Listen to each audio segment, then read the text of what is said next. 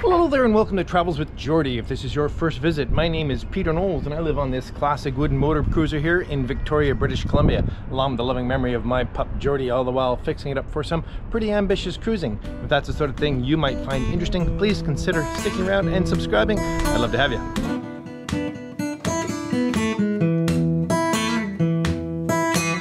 Well, this is a busy week. In anticipation of some more significant woodworking coming up soon, I have to finish up lots of little loose ends with the wiring and the plumbing and some explanations on some of the things we've already done. So let's get to it. But first, as always, I'd really like to send a big heartfelt thanks out to my supporters on PayPal and Patreon. Without you folks, I couldn't carry on. Thanks a lot. Cheers. First off, an update on the Ammeter saga. If you've been following along, you realize that I had an issue trying to measure high current at the battery bank on the ammeters that I bought, and a few people suggested some techniques, one of which was to look in the back for a tiny tuning pot, and in fact there is one, and I got a little screwdriver on it and I gave that a go, and I was only able to adjust it 5 or 8%, so that certainly wasn't enough to do it. But all is not lost. I, through some further research, have found another set of relatively matching ammeters that are designed specifically with the shunt to do up to 300 amps, which will solve that problem. Now, even more important, the new ammeters I found are bi-directional. In other words, they'll read positive or negative amps, which these ones actually didn't. I was surprised. Anyway, the great advantage of that is what I really wanted to know about at the battery is bi-directional loads, both, or current anyway, in other words, loads that are coming out of the batteries and charging currents that are going into the batteries, either from the engine, the solar, or the inverter charger. So I'm really pleased. I'll get those new ammeters and I'll get them in the panel and I'll show you how that goes. A major concern quite a few people had was this, well, gosh, it's looking horrible, but anyway, this exposed 110 volt wiring on the main breaker. And there's a few issues here. We'll go through it one by one. One, of course, is that it's exposed wiring and needs to be covered. And I knew that and I had a plan for that. And this electrical box is going to screw on over that and cover all that up. But almost more significant, these two wires, this one and this one, are the sense wires for the voltmeter. The AC voltmeter, and well, they work great, everything's fine, except I didn't really think about it. They are connected to the shore power side of this breaker. In other words, if I'm plugged in, these are live. They're always live, and they're upstream of this breaker. Although this is a 30 amp breaker, there's no way it would protect these little wires. So if I was to short these wires out somewhere, oh, I don't know, driving a screw through them or pinching them in something metal, they would be a direct short AC, 120 volts, 30 amps, and they would turn into 6 feet of red hot fire-inducing material. So that was a complete blunder on my part. Very simply fixed by putting in a little inline fuse on both of them with a tiny fuse in it. I'm just going to put a 1 amp fuse in this little fuse holder because that's more than required for the voltmeter to sense the voltage, and it means that nothing unfused or overcurrent protection leaves this box that's going to be right here. Anyway, just in case you happen to be following along and were doing what I was doing, please be aware of that, and more than a few people pointed that out to me, so grateful to you all. Another similar issue, and no less insignificant, was many people were concerned about the steering cables here and their proximity to positive battery cables and large high current positive and negative bus bars, and that's very valid, and there was a few solutions to deal with.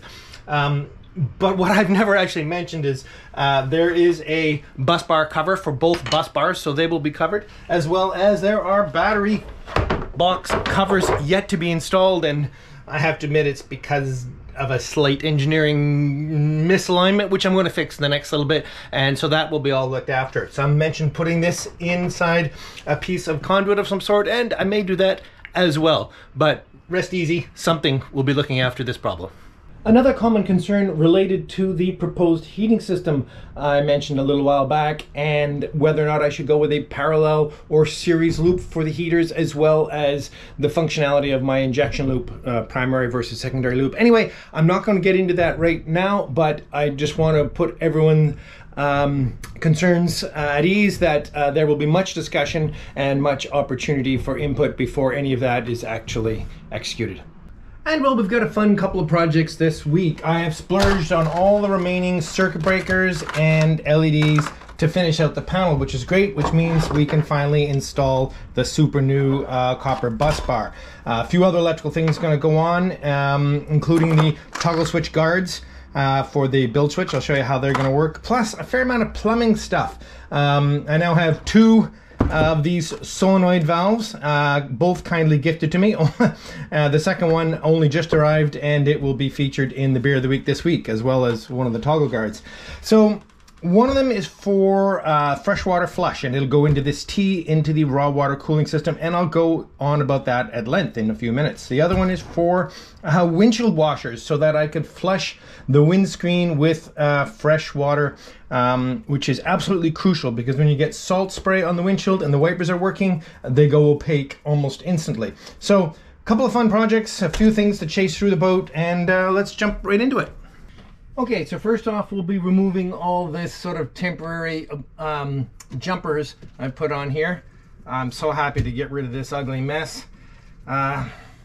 Really, the impetus to get these breakers in is to be able to tidy up this whole panel, because it is really not, excuse me, all that delightful right now.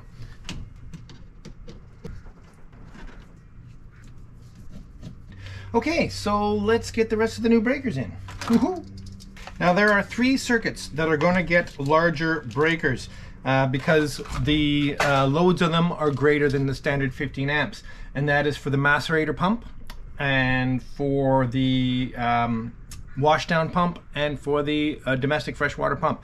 It actually draws quite a bit of current, especially just as it's finishing to come up to pressure in stall mode. So those will be these bottom 3 circuits. So we'll get these in first.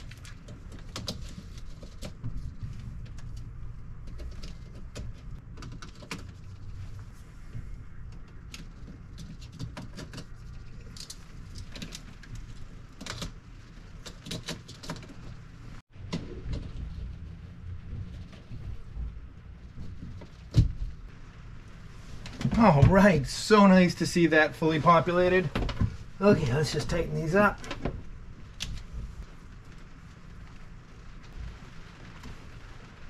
And now to install the little LEDs that show that the circuit is on. And these are actually the genuine Blue Sea LEDs that go in their regular panel. So they're really quite nice.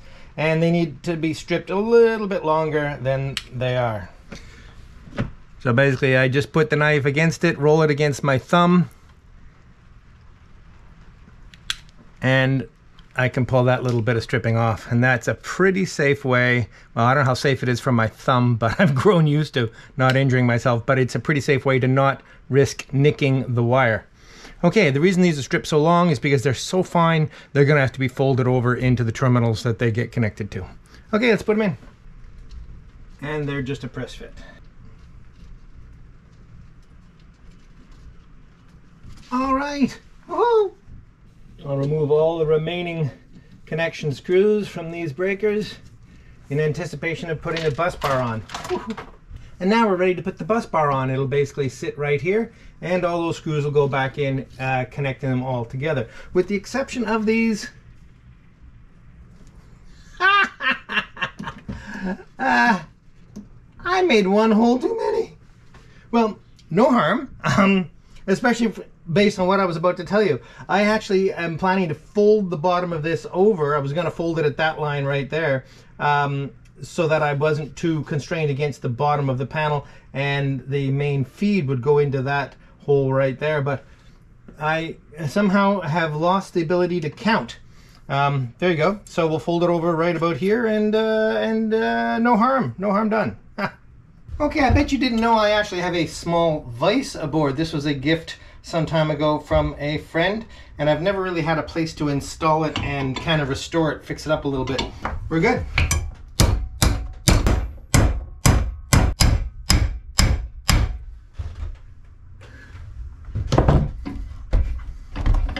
And there we go. Nicely formed little bend. All right, and now to just put all these screws back on.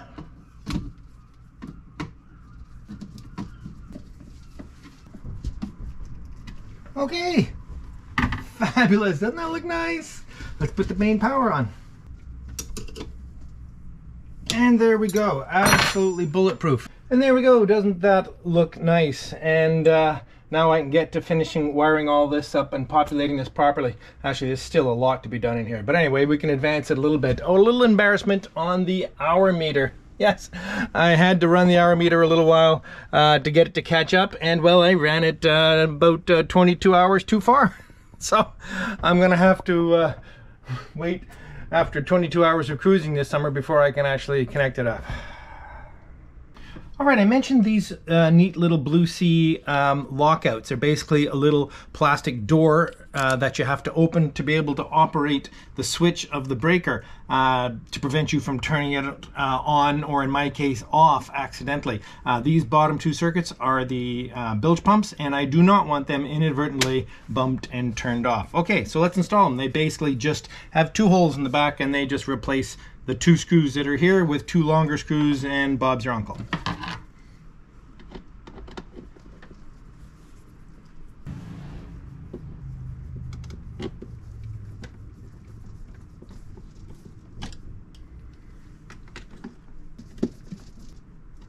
And there we go.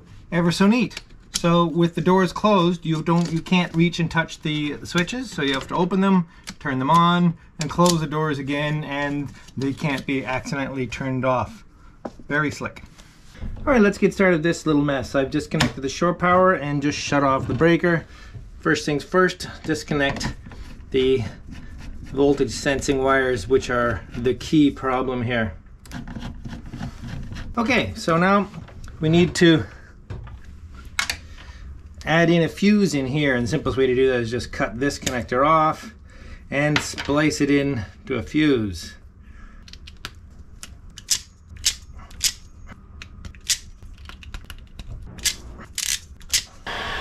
There we go. We'll reconnect our hooked forks in underneath these screws. Okay. Now, the fuses that these came with, I have no idea what rating they are. Oh, it came with none at all. So, very simple. I got some teeny tiny fuses to put in, and we'll set these up. Nice little 1 amp fuses. Close that up. The other one, and close it up. Excellent. Now just tidy it up and get the cover on. There we go. A little bit tidier. And the cover's just going to go over like this. There's already a punch out here. I just need to extend this punch out to the outside edge, and I'm just going to do that with a pair of shears. There we go. Take out the punch out, and we're all set.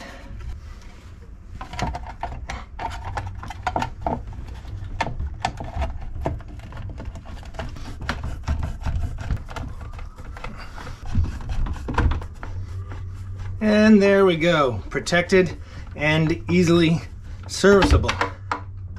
I like it.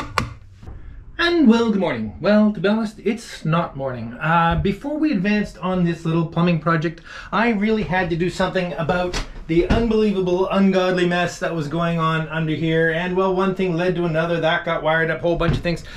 I got a whole bunch of stuff done that you wouldn't find the least bit interesting, but at least we can start fresh in a clean spot. Okay, so as promised, what we're up to here is installing a couple of valves and a couple of hoses and a couple of wires. Basically, these two solenoid valves, which I think, as I described, are simply a water valve that is operated by electricity. They're normally closed. When you put electricity on them, they open. Easy peasy. They're gonna go right here. The reason they're gonna go here is because it's relatively close to where the water is needed, and it's very serviceable. This will be a locker that will be able to open up, and I can easily get at that. So, easy peasy. This is the cold water, fresh cold water, which is what is serving these two sources. If you haven't been following along, this one is going to purge the raw water from the raw water cooling system. More on that in a moment. And this one is going to be the windshield wipers. Don't think that needs further explanation. Okay, so being the cold fresh water, this is going to get a T in it up, another T out to these two, a way to mount these. This goes down towards the sea strainer, and this goes forward towards the windshield. Let's get to it. All right, but before that, perhaps the previously promised explanation of why I'm installing a freshwater flush for the engine cooling system. As you all know, the engine on the boat is cooled with seawater. It's drawn in through a seacock below the waterline and through a pump, and then the heat exchanger where it extracts the heat off the engine, and then it's expelled out through the exhaust. Works great. However, raw water cooling systems have a unfortunate phenomenon that they tend to build up scale and rust and salt deposits in the heat exchanger, and depending on the way the engine is made, the exhaust as well.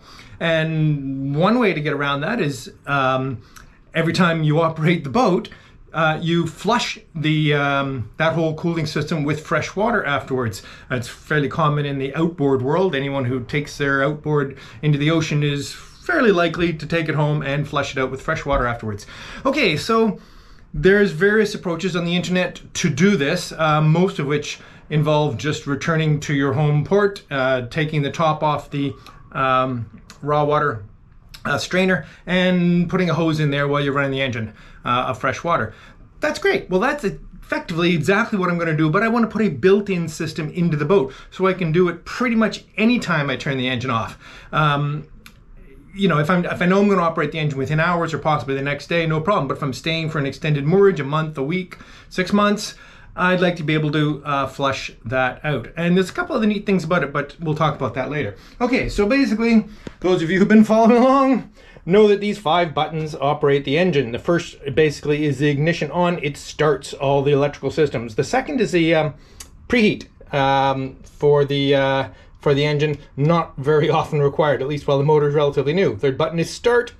The 5th button is shut down. This 4th button will operate the solenoid, which will do the freshwater flush. So the idea being, you know, these 2 to start it, start the engine, drive around, and then as you shut the engine off, first press this button for 5, 10, 15, 20 seconds, I don't know how long, got to think about it, and then stop the engine while you're still holding it. And that'll make sure the entire raw water system is flushed with fresh water. And how do I do that? Well, I'm not putting a hose right in the strainer. I'm just going to put a T in to the raw water intake. Now, this is a bit contentious because, of course, that hose is connected to a through hull, which is connected to the outside world, basically the ocean part of the outside world. So you are hesitant to add any more connections, possible leaks in that circuit. So I'm going to quite some trouble to make sure I do it above the water line. So in fact, the whole raw water intake system, including this new flushing T, all the connections except for the one obviously at the through hull, but that's a given, are above the water line. So it doesn't add any additional risk. My sea strainer is actually made of plastic, and although that might not seem ideal, they're quite common, and because it's well above the water line, I don't worry about it too much. Okay, so let's get to it. First things first, of course, was to release the water pressure and drain down the system. Now, of course, when I cut into this line, it will still leak profusely, but it will leak into the bilge, and that's not a concern. Okay, so I'm going to give myself enough foam clearance to be able to slide this forward and add in a splice after.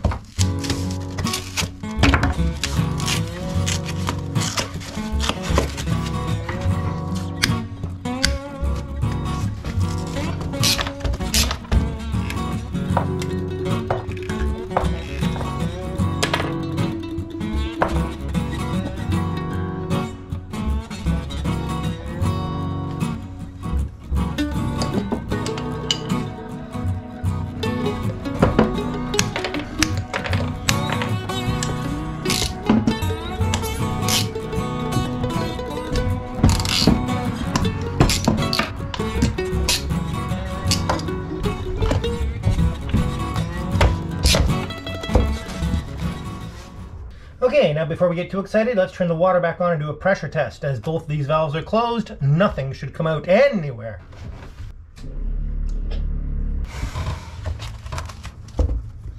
Okay, looks good.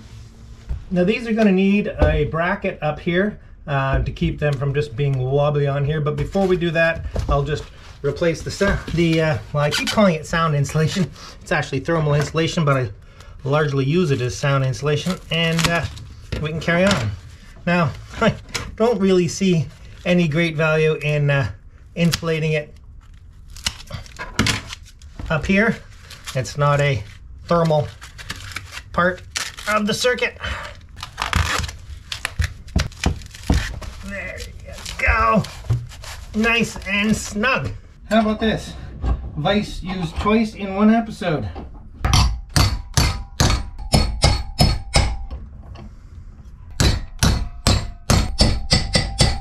Relatively soon upcoming episode is building the outdoor bench, which of course there should be a spot for this on. Okay, so because these are a solenoid valve, basically there's two main components. The valve itself with a steel plunger in here and an electromagnet, and all that does is pull up on the plunger when it's energized and opens the valve. Anyway, it provides a convenient way of putting a little bracket on here. Yes.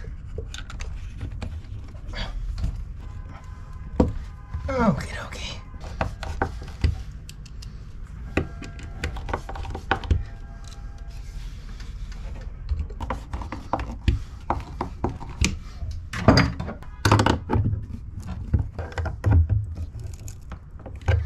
Okay, now that is nice and robust. Okay then, well, there's a strategic error. This just seemed so perfect to me, with the hose going down in behind the stringer here. But there's a butt block here, Peter. I didn't even notice until I just, anyway. I'm gonna wrap this up here actually and call this a day because I'm gonna have to get a new fitting for here. And there's really more than we can really wrap up in this episode anyway. Well, hello and welcome to the Travels with Geordie Beer of the Week on what's turned out to be an absolutely fabulous day in a week that was not promised to be such. This week's beer from Cannery Brewery, Heist. It's a maple stout. Now, this was a gift and I'm very eager to try it. Some of you will know that I really only drink one stout generally, and I pretty much I rarely like other stouts other than Guinness, of course, but maple stout sounds very interesting. This might be absolutely awesome. I don't know if you can see down to my left here the steering wheel that will be used for the upstairs helm. If not, I'll show it to you in just a second because I've been up here today designing the upper helm because that's an upcoming project. And I'm really looking forward to that because there is nothing more glorious than cruising the beautiful Gulf Islands sitting up here, puttering along. Anyway, Heist from Cannery, and it's a maple stout. And yes, it's going to be a bit messy at first sip here.